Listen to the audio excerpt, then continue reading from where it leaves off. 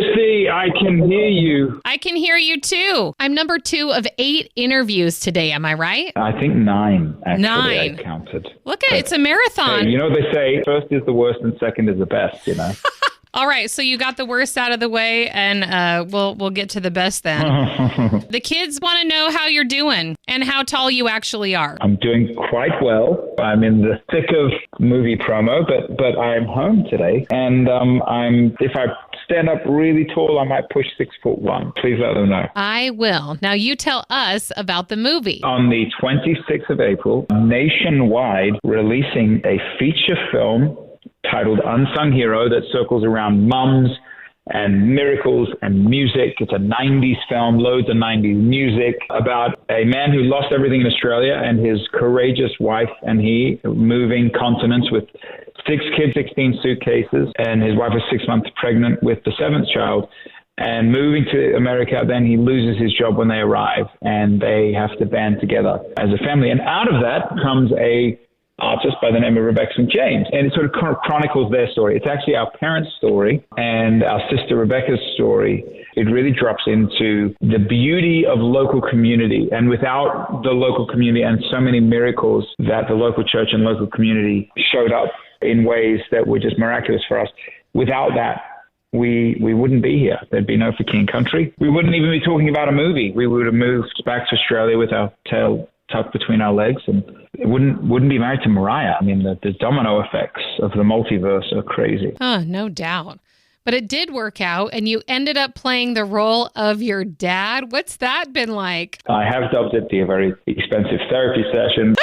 Mom was very courageous in this film, but he was actually awfully courageous as well. You know, it is an adventure film, but it's a very dramatic story. And we didn't want it to feel like we were cutting corners or playing it safe. It scared all of us. It scared myself included.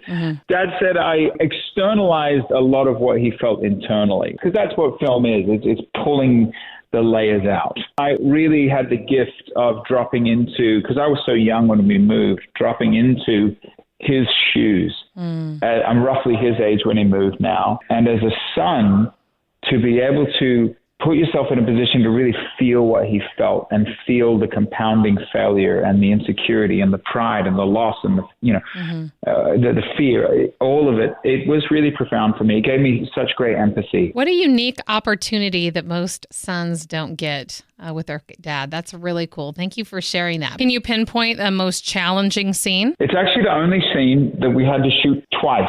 You're gonna hear it here first, folks. It's a scene where my dad makes an apology midway through the film to my eldest sister, Rebecca. He was working towards managing her at the time. And we shot it in 2022. We had a COVID scare. And so the first time we shot the scene, it was outside. There was a storm coming in. One of the kids had COVID and couldn't be there. So, and we just sort of rushed the scene and it felt very, and I actually didn't have my head in the right space either because I co-directed it as well. So I was trying to get the scene and trying to do my job. And so it was very much like, I'm sorry, Beck, I'm sorry. Right. And it didn't have any heart. And so it was actually the first scene that our editor, Parker, put together. And he was like, you got to reshoot it. And I watched it and I watched the rough cut and I was like, yeah, we got to reshoot it.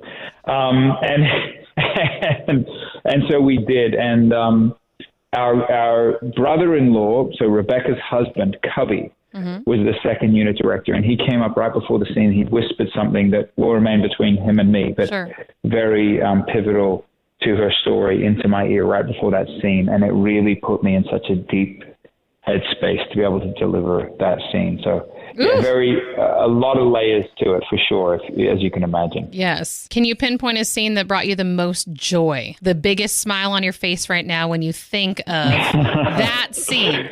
Well, it was actually a scene that I wasn't in. So the last day of filming, we shot what I'm going to call the burn the ships scene. And I was only directing that day.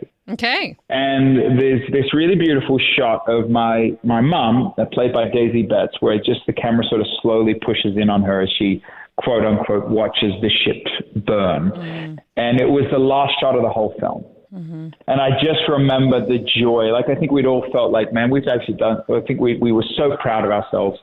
You know, there's so many kids on the set. The youngest kid is down to 6 years old. And so it was just such a joyful set. And we were so proud of ourselves for finishing well, that it was just a very joyful moment. So cool. And a spoiler alert, but we did see you, Joel, in the movie as a youngster, little Jolie. After going through all of this and being an adult now, you go back. What would you say to him? I'd say, little Jolie, can you believe you're in a movie?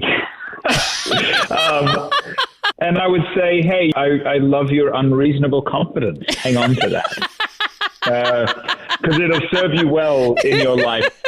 Joel, I know you've got to go. You have a lot more interviews today, but I so appreciate you taking the time with us. Thank you for having me. If you're listening to this, I dub you our unsung ambassadors. With music, you have years to promote an album. With a movie, you basically have 72 hours. That first weekend in the theater. So April 26th, it's our parents' 49th wedding anniversary as well. Ironically, we've dubbed it Family Day, and we encourage you to come out to the theaters nationwide. Unsunghero.movie is where you can go. We'll be there. Thank you for your time today, Joel. Bless you, dear girl. Good to connect. Take care. Thank you, Tristi. See you down the road.